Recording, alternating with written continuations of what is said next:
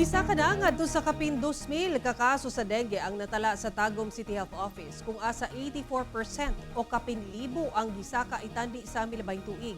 Ulahing namatay 5 anyos nga batang babae. Sa tala sa Tagum City Health Office, miabot na sa 2,277 ang kaso sa dengue sa syudad sukad Enero hangtod Nobyembre karong tuiga. Mas taas kini og 84% o kaping libo ka kaso itandi sa susamang panahon sa milabayng tuig nga mitala lang og 1,238.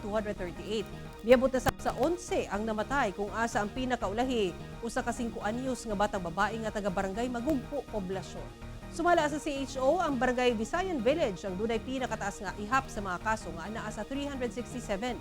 Gisundan sa Barangay Apocon, Mangkilam, La Filipina, Madaum, San Miguel ug Magdo. Busag iawhag ni Dr. Arnel Florendo ang head sa Tagum City Health Office ato sa pakihinabi sa GMA Superradyo Davao ang pagpamlimpyo sa palibot aron walay kapuy-an ug kapangitlugan ang mga lamok nga nagdala og sakit nga dengue.